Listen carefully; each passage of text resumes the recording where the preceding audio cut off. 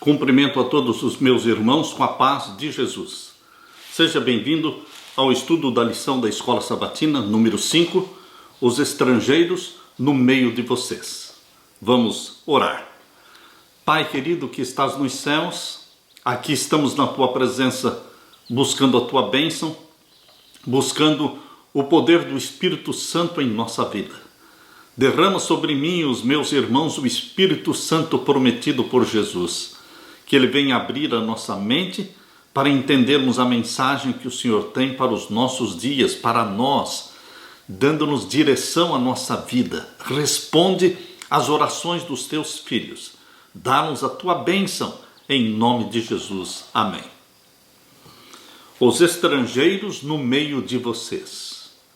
Queridos, naquele tempo, no Antigo Testamento, quando Israel, como nação escolhida de Deus, cercado por muitas e muitas nações pagãs, nações e povos que não criam no Deus Criador dos céus e da terra, adoravam divindades pagãs, adoravam deuses falsos, e unicamente Israel adorando o Deus verdadeiro.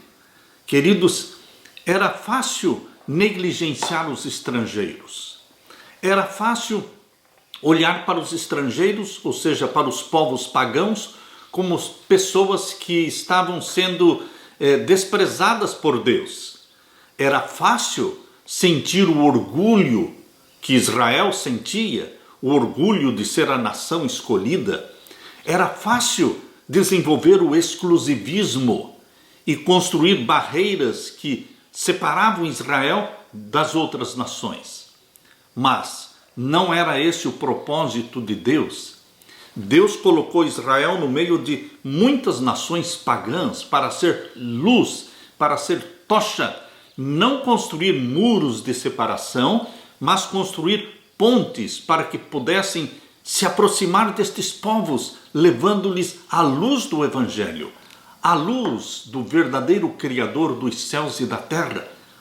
Hoje, da mesma forma, Deus quer que você, cercado por muitos cristãos, você vive cercado por cristãos, você vive num país cristão, mas, queridos, nós deveremos ter a mesma visão aberta para levar Jesus para as pessoas, para amar os estrangeiros, para amar aqueles que não creem da forma como nós cremos, que não vivem da forma como nós vivemos. Nós deveremos ter essa mente aberta, evangelística, mente de evangelismo, aproveitando cada oportunidade, aproveitando cada chance que Deus nos der, cada porta que se abrir para podermos entrar com a palavra de Deus, estudando a Bíblia com as pessoas, olhando para cada pessoa que vive ao nosso redor e que cruza o nosso caminho como pessoas pelas quais Jesus morreu. Jesus deu a vida por elas, porque Deus amou o mundo de tal maneira que deu o seu Filho unigênito, para que todo aquele que nele crê, não importa o país, não importa o credo, não importa a cor, não importa a etnia, Jesus morreu e Jesus foi doado como uma dádiva eterna pelo Pai para ser nosso Salvador, para a salvação de todo aquele que nele crê. Nós lemos aqui no verso áureo: portanto, amem os estrangeiros, porque vocês foram estrangeiros na terra do Egito. Deuteronômio capítulo 10 e o verso 19. Ao ser questionado por um escriba sobre o principal de todos os mandamentos, isto está aqui em Marcos capítulo 12, abra sua Bíblia, em Marcos capítulo 12. Jesus foi questionado por um escriba sobre o maior de todos os mandamentos. Jesus respondeu com uma afirmação de que Deus é um. Deus é um composto, porque é formado pelo Pai, Filho e Espírito Santo. Por isso ele usa o verbo no plural: façamos o homem, eis que o homem se tornou como um de nós, conhecedor do bem e do mal. Por isso, quando lá na Torre de Babel, quando Nimrod estava construindo a torre em rebelião contra Deus, Deus disse: eia, desçamos desçamos e confundamos as línguas, sempre usando o verbo no plural. Queridos, Deus é um composto, assim como marido e esposa são uma só carne, mas é uma unidade composta. Isto é muito claro, é muito convincente quando lemos na Bíblia sobre Pai, Filho e Espírito Santo. Embora você e eu não consigamos entender plenamente a divindade por causa da nossa mente pecadora e finita, nós cremos no Pai, Filho e Espírito Santo. Jesus disse que existia um só Deus e ele disse: ame ao Senhor seu Deus de todo o seu coração, de toda a sua alma e de todo o seu entendimento e com toda a sua força. Marcos capítulo 12 e o verso 30. Em seguida, falou também Jesus Cristo sobre o segundo principal mandamento. O escriba perguntou sobre o maior de todos os mandamentos, mas Jesus Cristo acrescentou algo que ele não perguntou. Jesus falou também do amor ao próximo.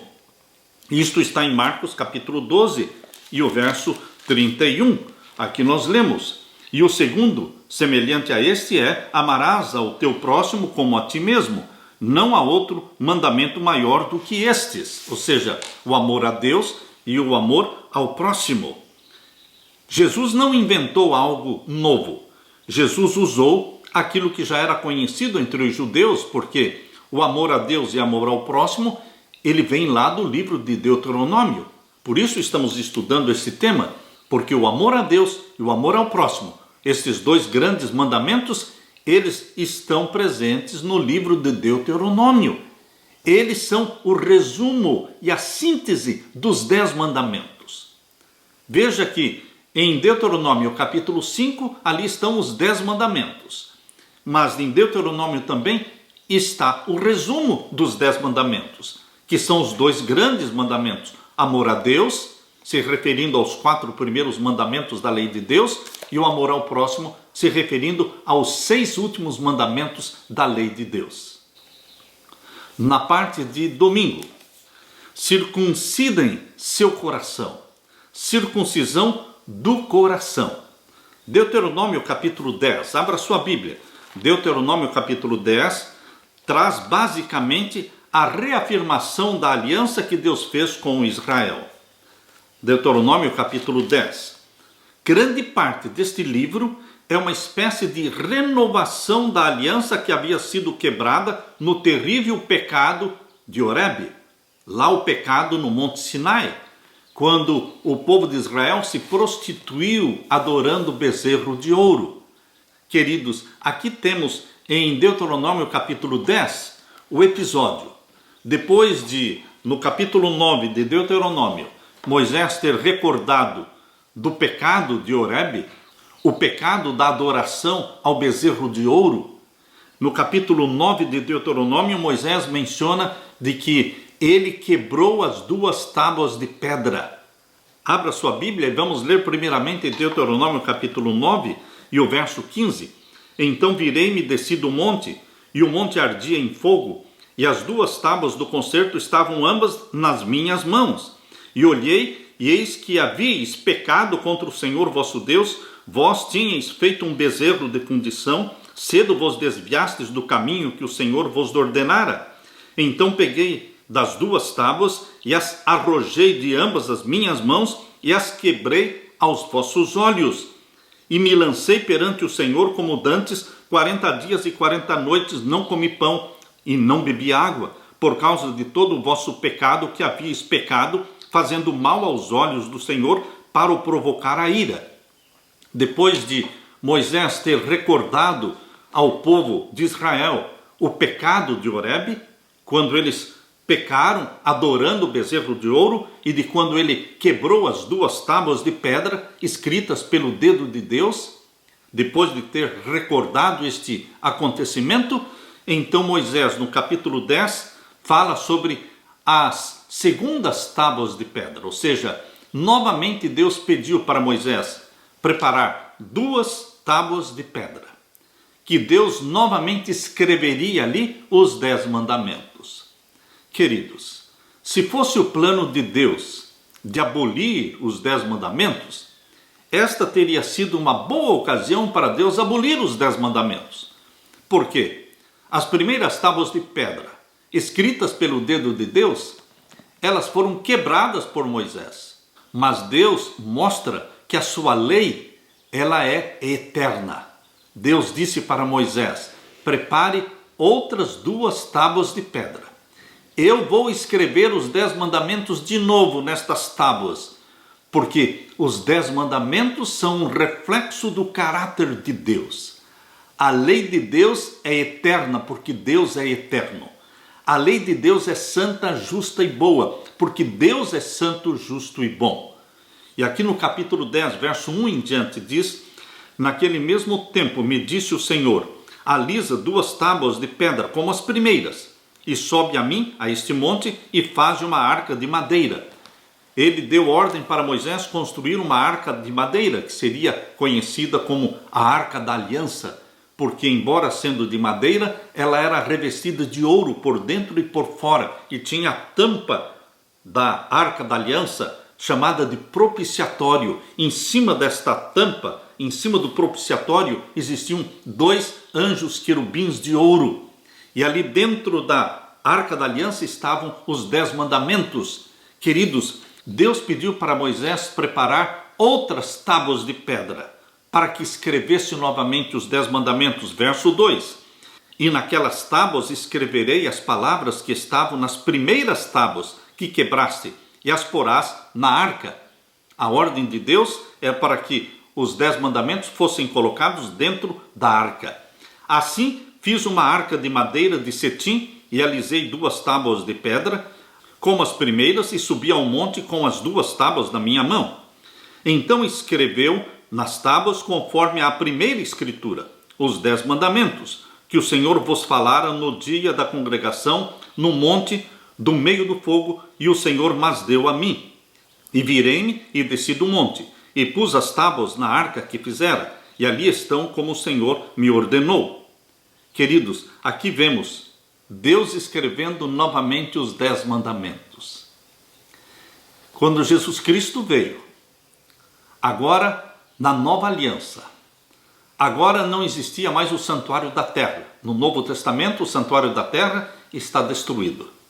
Não ficou pedra sobre pedra. No ano 70, Jerusalém foi destruída e o templo também. Mas no Novo Testamento existe o santuário celestial, o verdadeiro santuário.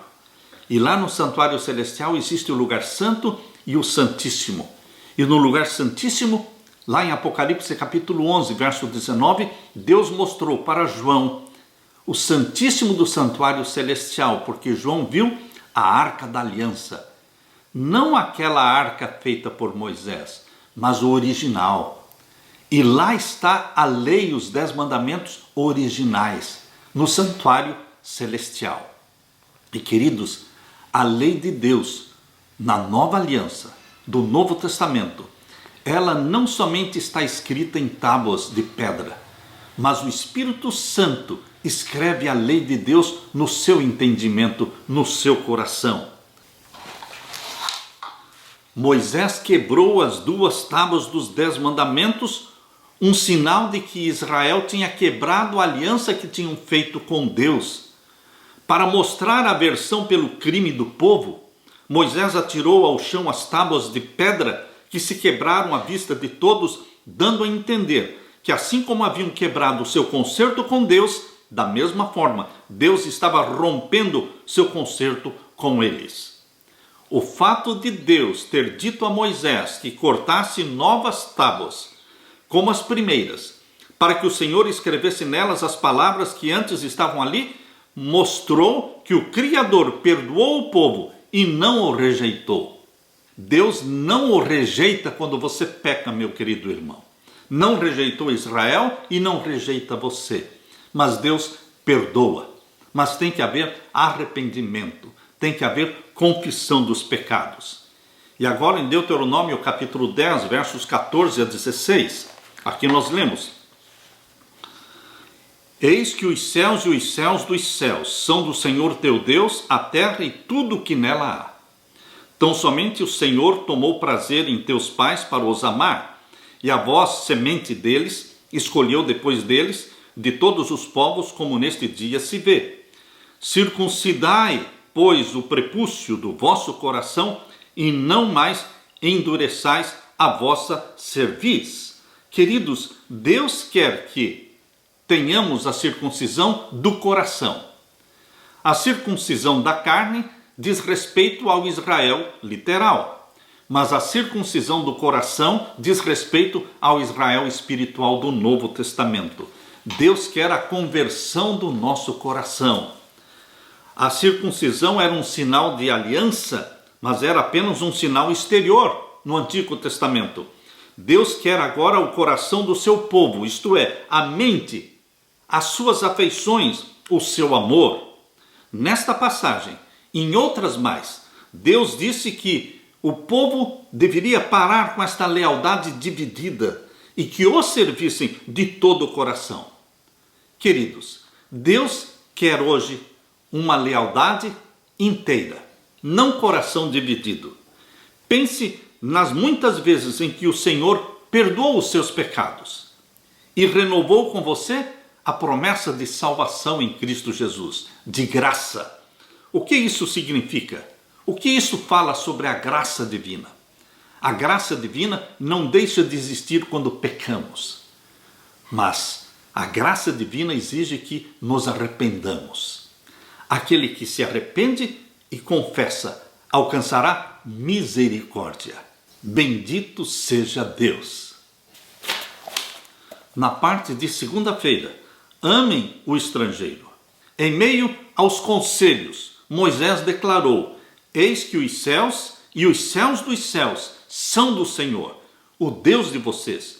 A ele pertencem a terra e tudo que nela há. Isto está em Deuteronômio capítulo 10 e o verso 14.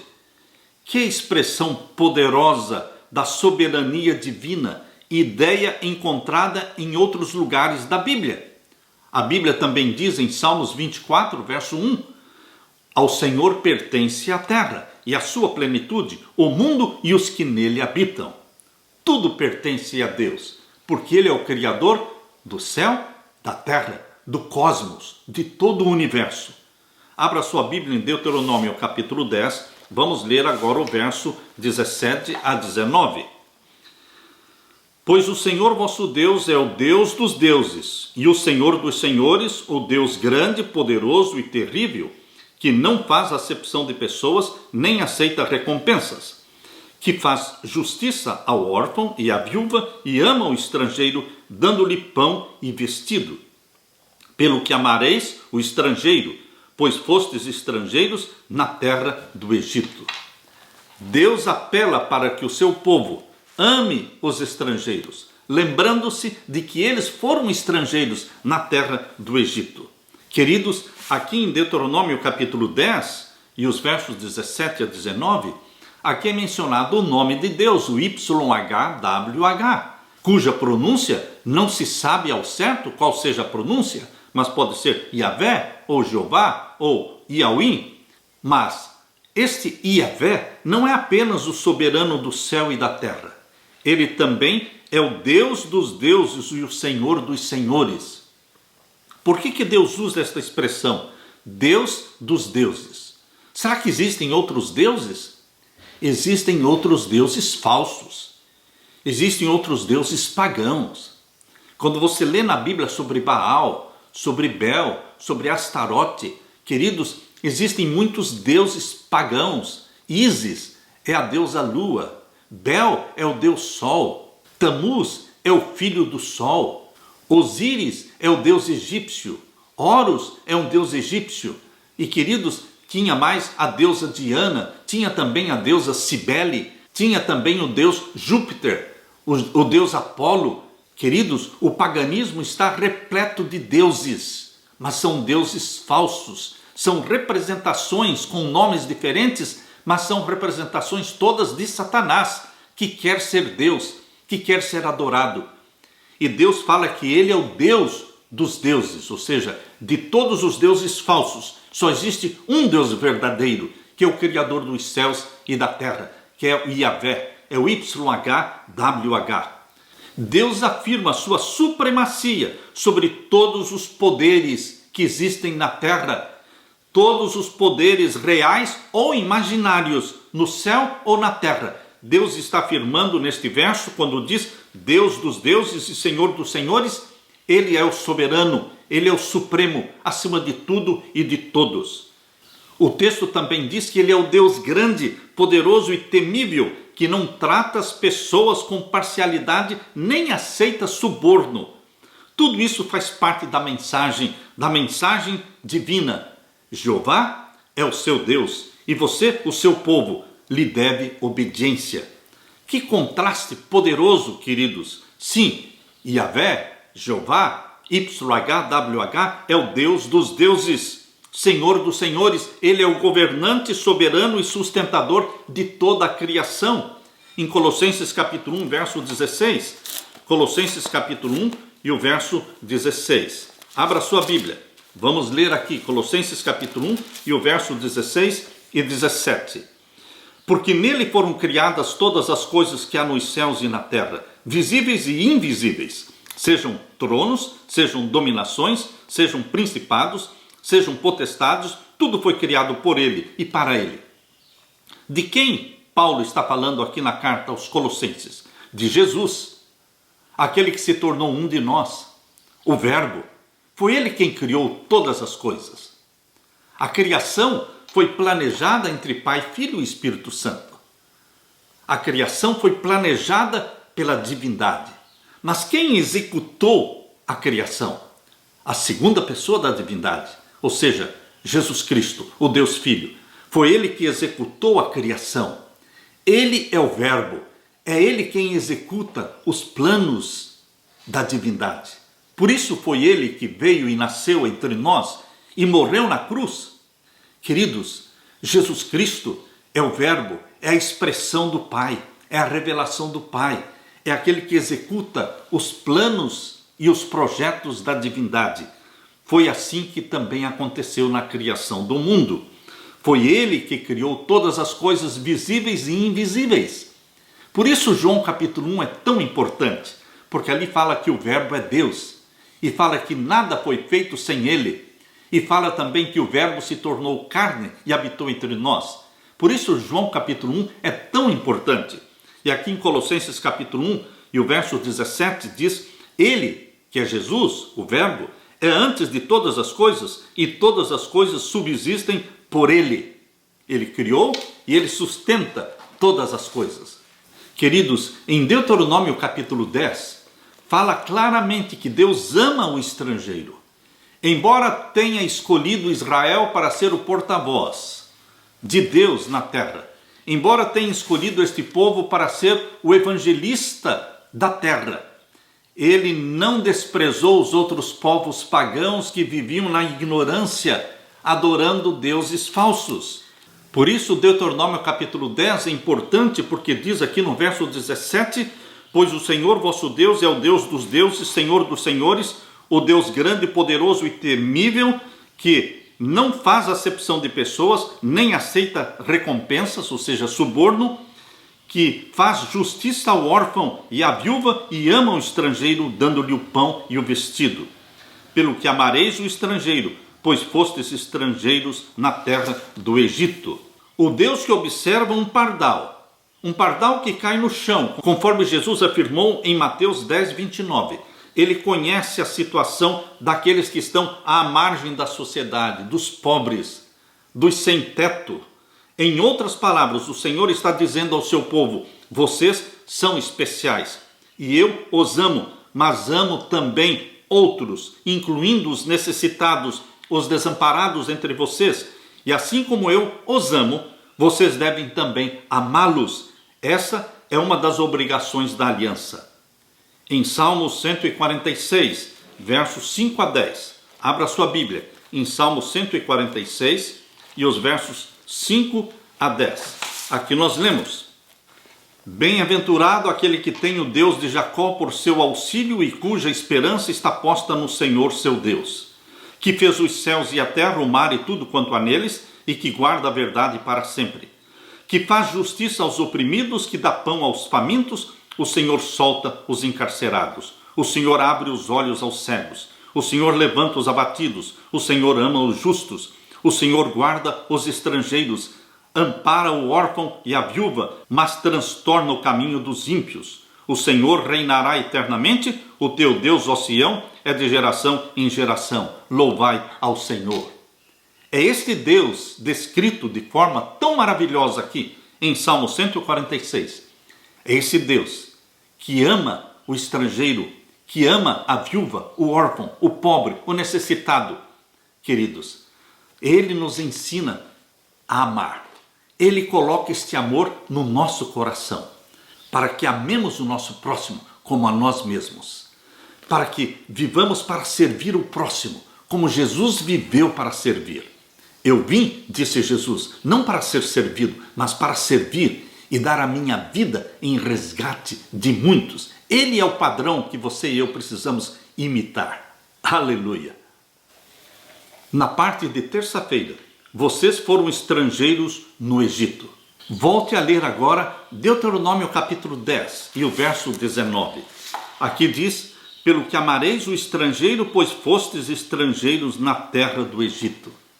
Nós temos que lembrar quão pecadores nós somos e quão misericordioso é Deus conosco, para também sermos misericordiosos com os outros pecadores que nos ofendem, que nos magoam, que pecam contra nós. Nós deveremos lembrar que também somos pecadores. Assim como Israel deveria amar os estrangeiros, porque eles também foram estrangeiros, nós também deveremos amar os pobres, os necessitados e os pecadores que pecam ao nosso redor ou contra nós, porque temos que lembrar que nós também somos pecadores e somos carentes da graça divina, tanto quanto eles. Precisamos também da misericórdia divina, tanto quanto eles. Séculos antes, o Senhor havia dito para Abraão: fique sabendo com certeza que a sua posteridade será peregrina em terra alheia, será reduzida à escravidão e será afligida durante 400 anos. Gênesis capítulo 15 e o verso 13. Naturalmente, foi isso o que aconteceu. Nos primeiros capítulos de Êxodo é narrada a dramática redenção, a dramática libertação do povo de Israel do Egito, como está em Êxodo capítulo 15, verso 13. Veio a salvação para Israel, tirados ali do Egito, e ficou registrado na Bíblia para toda a posteridade. Aquilo ali foi um símbolo, foi um tipo da redenção e da salvação que nos é dada através de Jesus Cristo. O Senhor desejava que Israel se lembrasse de onde eles vieram, da escravidão egípcia, e onde eles foram colocados na terra que manava leite e mel, foram libertos e abençoados pelo Senhor. E Deus desejava que eles fizessem o mesmo com os estrangeiros, a mesma misericórdia, a mesma bondade. Embora Israel fosse uma nação escolhida, chamada por Deus, um reino de sacerdotes, como diz ali em Êxodo capítulo 19, verso 6, um reino de sacerdotes, e embora existissem diferenças entre eles e os estrangeiros no meio deles, especialmente no que diz respeito à religião, quando o assunto era a necessidade do pobre, do carente, o estrangeiro, a viúva e o órfão, eles deveriam ser tratados com a mesma imparcialidade, com a mesma justiça com que os israelitas foram tratados por Deus. Em Mateus capítulo 7, verso 12, abra sua Bíblia, Mateus capítulo 7, verso 12, aqui nós temos a lei áurea. É conhecido como a lei áurea porque se aplica a todos os povos, se aplica a todas as pessoas em qualquer tempo, em todos os tempos. Mateus 7,12 diz: portanto, tudo o que vós quereis que os homens vos façam, fazei-lo também vós, porque esta é a lei e os profetas. Assim como você gostaria de ser tratado, você deve tratar as pessoas. Assim como você gostaria que as pessoas fizessem com você, você deveria fazer com elas. Esta é a lei áurea. Portanto, tudo que vós quereis que os homens vos façam, fazei-lo também vós, porque esta é a lei e os profetas. Essa advertência a Israel de como deveriam tratar os marginalizados não era a norma do mundo antigo, em que muitos eram tratados, em alguns casos, de maneira terrível. Israel deveria ser luz para as nações. Essa diferença estava no Deus a quem eles adoravam, na maneira de adorá-lo, no sistema religioso da verdade que o Senhor lhes deu. A bondade para com os marginalizados teria sido um poderoso testemunho para o mundo quanto à superioridade do Deus de Israel e da sua fé, que em certo sentido era o ponto principal da sua existência. Hoje também, meu querido irmão, você vai mostrar a mesma misericórdia e bondade para com o estrangeiro, para com os necessitados, para com os pobres, os órfãos e as viúvas, porque isso mostra a superioridade do Deus que você adora. Se o Deus que você adora faz com que você se torne bondoso, cortês e misericordioso, as pessoas serão atraídas para o seu Deus, para a obediência aos mandamentos do seu Deus. Por isso, Deus quer que você seja o agente dele aqui na terra, o rosto de Jesus para as pessoas. Aleluia! Na parte de quarta-feira, julgue com justiça. Como crentes, fomos chamados a refletir o caráter de Deus. Paulo escreveu: meus filhos, por quem de novo estou sofrendo as dores de parto, até que Cristo seja formado em vocês. Gálatas 4:19. A ideia de Paulo era que Cristo fosse formado dentro de você. Esta é uma obra do Espírito Santo. O Espírito Santo toma a mente de Cristo e implanta a mente de Cristo em você e em mim. O Espírito Santo pega o caráter de Cristo e implanta o caráter de Cristo em você. O Espírito Santo pega o temperamento de Cristo e coloca o temperamento de Cristo em você. E você passa a ser o rosto de Jesus na terra. Por isso as pessoas chamam você de cristão, porque você é o rosto de Jesus. Deveria ser o rosto de Jesus para as pessoas. Fomos feitos à imagem e à semelhança de Deus. Gênesis capítulo 1, verso 26 e 27. E esta imagem foi desfigurada pelo pecado. Mas em Jesus Cristo esta imagem é recriada em você. A semelhança com Deus é recriada em você através do Espírito Santo. Quando Moisés falou sobre o poder e a majestade de Deus, disse que Deus não aceita suborno e que se importa com os fracos, se importa com os marginalizados. Portanto, deveremos também ter o nosso coração todo voltado para os pobres, os necessitados que vivem ao nosso redor. Vamos ler Deuteronômio capítulo 1 e o verso 16. Deuteronômio capítulo 1 e o verso 16. Abra a sua Bíblia. Aqui nós lemos: e no mesmo tempo mandei a vossos juízes, dizendo: ouvi a causa entre vossos irmãos, e julgai justamente entre o homem e o seu irmão, e entre o estrangeiro que está com ele. Aqui em Deuteronômio capítulo 1, verso 16, está um apelo de Deus. Ouve a causa entre vossos irmãos e julgai justamente entre o homem e o seu irmão, entre o estrangeiro que está com ele. Justiça no juízo. E leia também em Deuteronômio capítulo 16 e o verso 19. Capítulo 16 e o verso 19. Aqui lemos: não torcerás o juízo, ou seja, não seja falso ao julgar.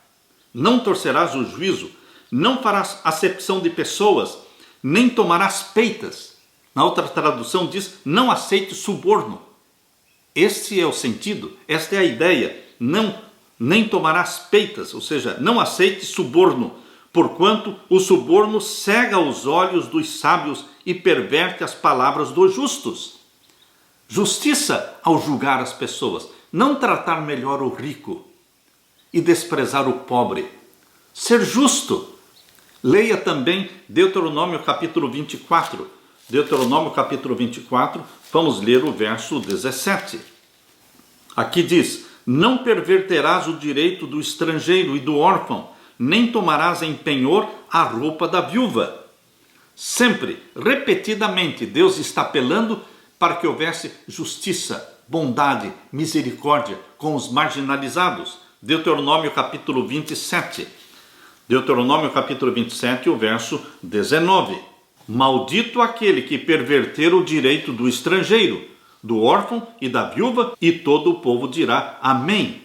Queridos, O Deus daquele tempo é o mesmo hoje.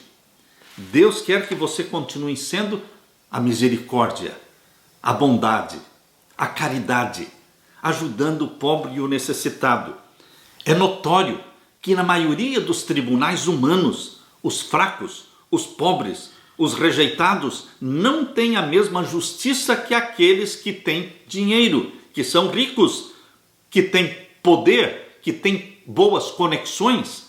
Não importa, meu querido irmão, minha querida irmã, o país, ou a época, ou a cultura, nem quão elevados sejam os princípios de justiça e equidade consagrados nas constituições, leis ou o que quer que seja. A realidade permanece sempre.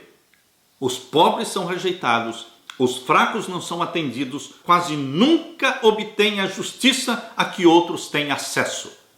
Queridos, pelo vestuário, pelo carro que a pessoa possui, pela casa que ele possui, eles são tratados de forma parcial, eles são tratados melhores. Nos tribunais prevalece o dinheiro. Essa injustiça não deveria ser cometida em Israel, entre o povo de Deus, que deveria representar a Deus perante o mundo. O Senhor queria que no antigo Israel existisse justiça igualmente para todos perante a lei.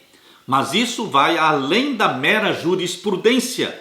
Sejam santos, Levítico capítulo 19, verso 2, sejam santos porque eu, o Senhor, o Deus de vocês, sou santo.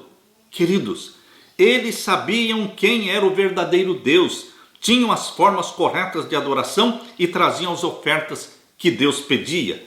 Porém, de que adiantaria tudo isso se eles maltratassem os fracos e os pobres? Observamos nos escritos dos profetas que o Senhor repetidamente luta contra os opressores dos pobres e necessitados. Como pode alguém ser santo e maltratar os outros ao mesmo tempo? Isso não é possível.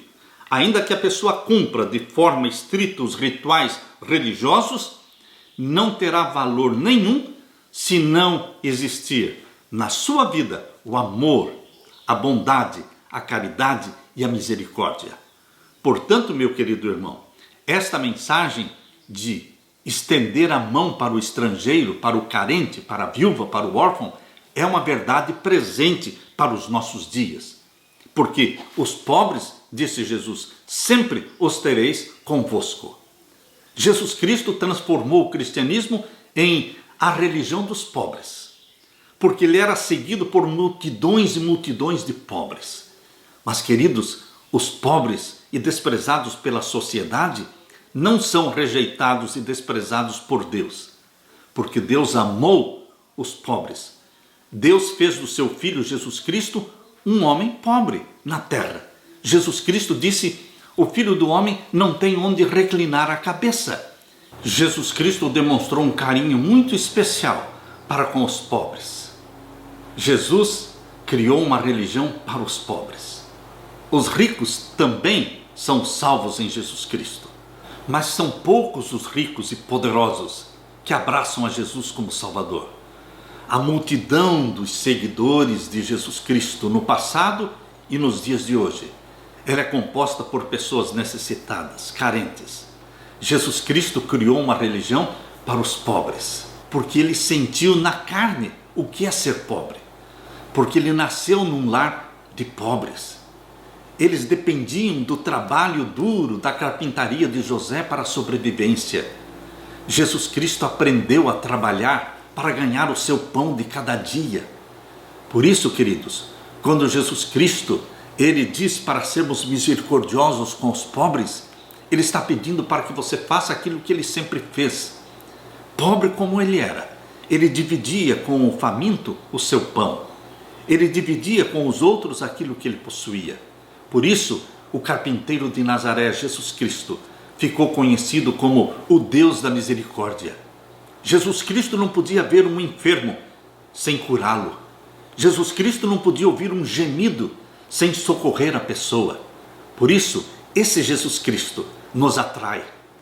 É um Deus de amor.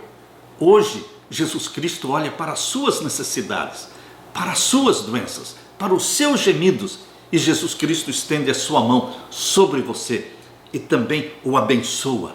Ele é o mesmo ontem, hoje e eternamente. Isso conforta o nosso coração. Aleluia. Na parte de quinta-feira, religião pura diante de Deus. Qual é a religião pura diante de Deus? Abra sua Bíblia em Deuteronômio capítulo 24. Deuteronômio capítulo 24, vamos ler então os versos 10 a 15.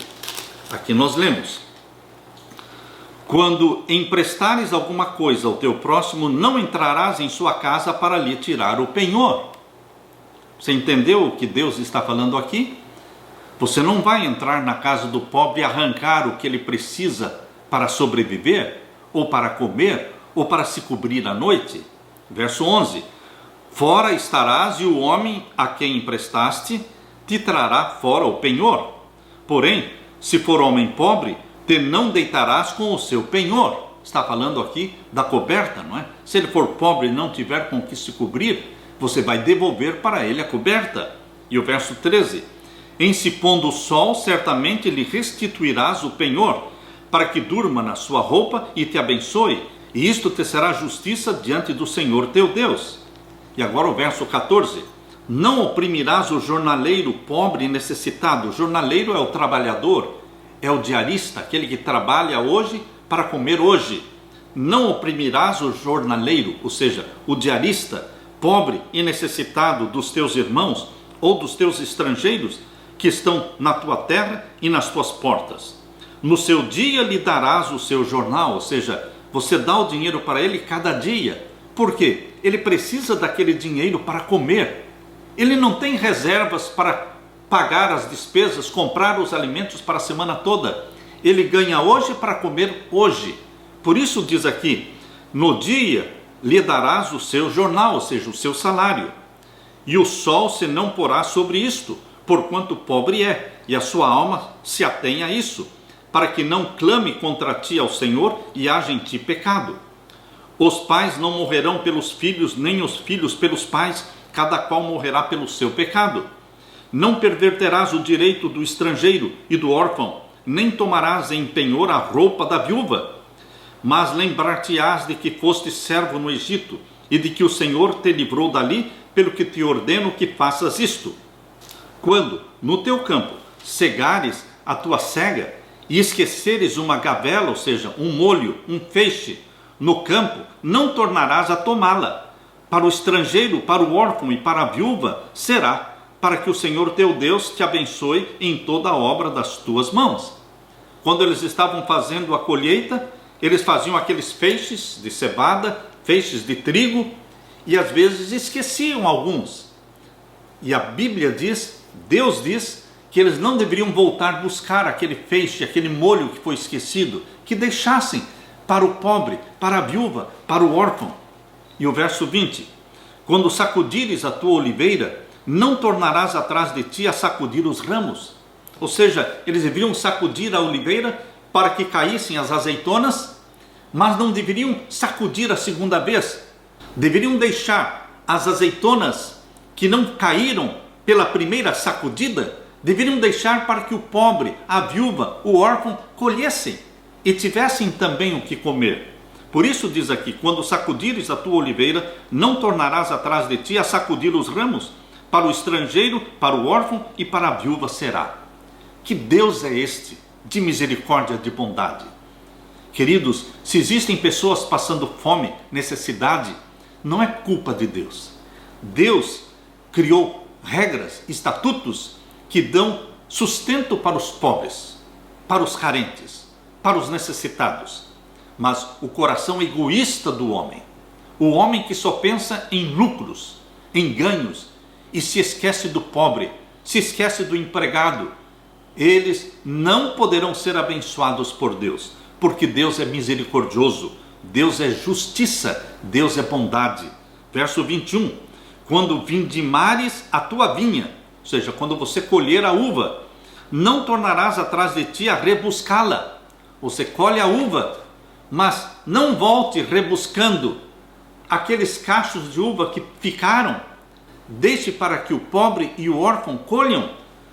Quando vindimares a tua vinha, não tornarás atrás de ti a rebuscá-la, para o estrangeiro, para o órfão e para a viúva será. E lembrar-te-ás de que foste servo na terra do Egito, pelo que te ordeno que faças isto. Queridos, eu só posso amar um Deus que deixou regras, estatutos e orientações para socorrer os pobres. Deus não se esqueceu dos pobres, nem no passado e nem hoje. E como é com você e comigo hoje? Como é com o povo de Deus hoje? Como é que nós poderemos comer um bom alimento, não nos lembrando de que existem famílias que estão passando fome, não tem nada para comer? Como é que poderemos nos alimentar e dormir à noite, lembrando que existem crianças que não tiveram nada para comer durante o dia todo e não vão conseguir dormir porque a barriguinha delas está vazia, está doendo de fome? Queridos, Deus quer que a misericórdia exista hoje no seu coração, na sua vida, na sua religião. Por isso a verdadeira religião é definida aqui em Tiago capítulo 1. Abra a sua Bíblia, veja como Deus define a verdadeira religião. Tiago capítulo 1, vamos ler a partir do verso 27. Aqui nós lemos: a religião pura e imaculada para com Deus o Pai é esta.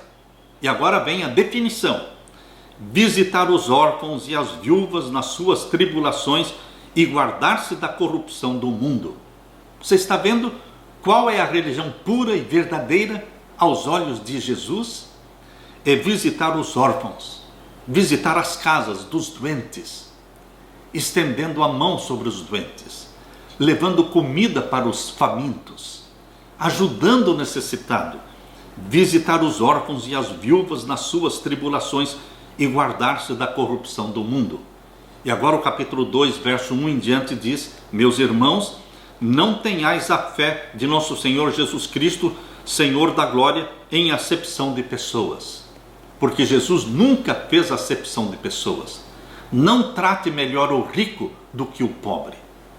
Estenda a mão para o pobre e trate também com respeito o rico. Mas não trate melhor o rico do que o pobre. Esta é a orientação que lemos aqui em Tiago capítulo 2, verso 2 em diante.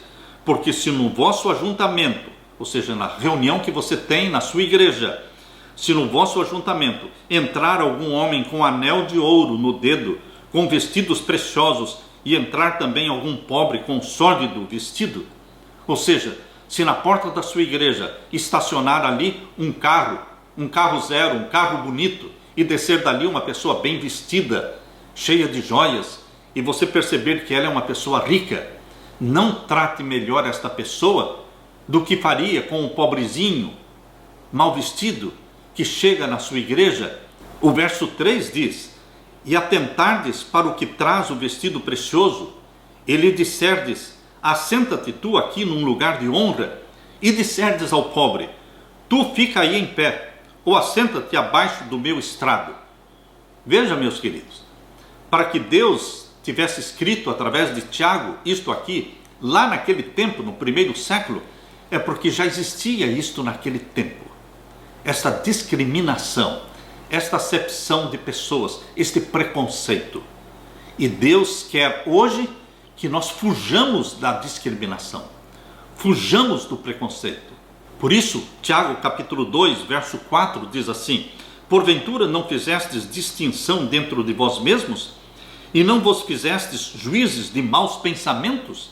Verso 5: ouvi, meus amados irmãos, porventura não escolheu Deus os pobres deste mundo para serem ricos na fé e herdeiros do reino que prometeu aos que o amam? Queridos, verso 6: mas vós desonrastes o pobre, porventura não vos oprimem os ricos e não vos arrastam aos tribunais? Verso 7: porventura não blasfemam eles o bom nome que sobre vós foi invocado? Todavia, se cumprirdes conforme a Escritura, a lei real, amarás ao teu próximo como a ti mesmo, bem fazeis. Olha o mandamento: amarás ao próximo como a ti mesmo. Se cumprirmos com este mandamento, fazemos bem, agradamos a Deus, agradamos a Jesus. Verso 9: mas se fazeis acepção de pessoas, cometeis pecado. É pecado fazer acepção de pessoas. é pecado tratar melhor o rico do que o pobre. Dentro da igreja é pecado você dar um bom lugar para o rico e dar qualquer outro lugar desprezível para o pobre. Queridos, o que mais nós vemos hoje é a acepção de pessoas.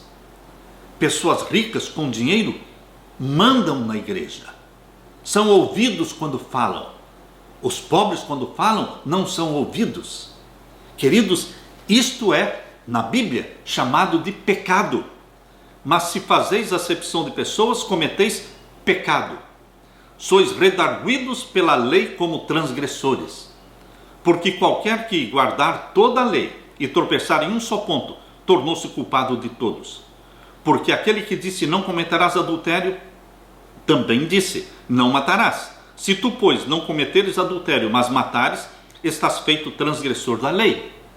Assim falai e assim procedei, como devendo ser julgados pela lei da liberdade.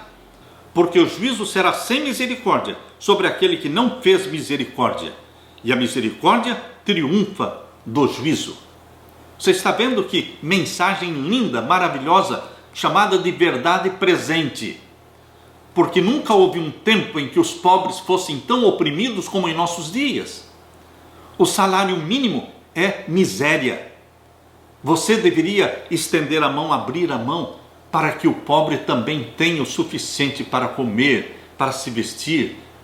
Queridos, aqui diz ainda em Tiago capítulo 2, verso 14, meus irmãos, que aproveita se alguém disser que tem fé e não tiver as obras, porventura a fé pode salvá-lo?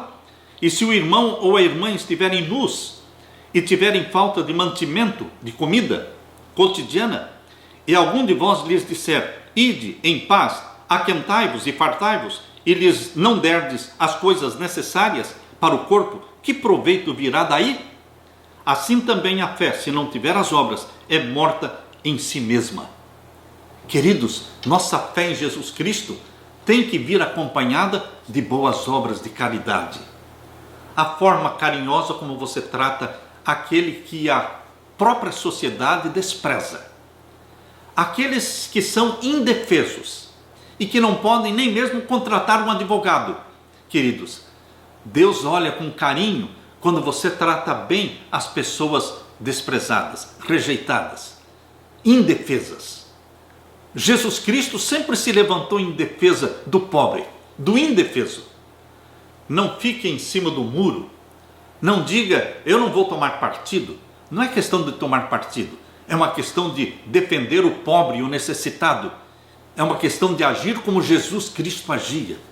Você se lembra quando Maria Madalena estava sendo criticada porque quebrou aquele vaso de alabastro de unguento de nardo puro para ungir a Jesus Cristo, e ela estava sendo criticada pelos discípulos?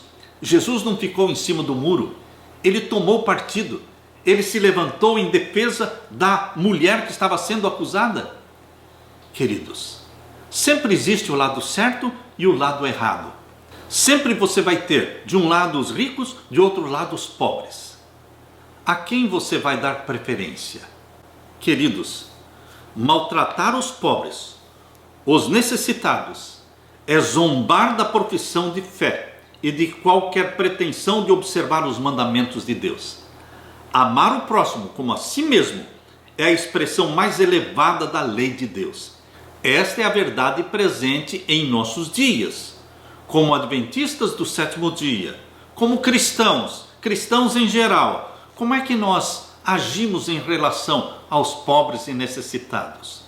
Como nós agimos em relação aos mandamentos de Deus, que mandam amar a Deus sobre todas as coisas e amar ao próximo como a nós mesmos? Como você se posiciona em relação aos 10 mandamentos? Você também acha que os 10 mandamentos foram abolidos? Ou você entende, como Jesus Cristo explicou, que os 10 mandamentos não foram abolidos? Porque Mateus 5,17 diz, não penseis que vim abolir ou destruir a lei de Deus. Eu vim para cumprir, porque enquanto existir céu e terra, nem um jota, nem um tio será omitido da lei. Jesus Cristo veio para cumprir, obedecer à lei de Deus. E Jesus Cristo resumiu os 10 mandamentos em 2. Como é com você? Está você disposto a guardar os 2 grandes mandamentos, de amar a Deus sobre todas as coisas, observando os 4 primeiros mandamentos da lei de Deus, de amar ao próximo como a si mesmo, observando os 6 últimos mandamentos da lei de Deus? Que Deus dê para você, meu querido irmão, o espírito de obediência. Que Deus derrame sobre você o espírito da misericórdia e da bondade para com o pobre, a viúva e o órfão. Que você seja um agente de Jesus Cristo na terra, batizado pelo Espírito Santo. Deixo com você a paz de meu Jesus Cristo. Esta é a minha oração. Amém.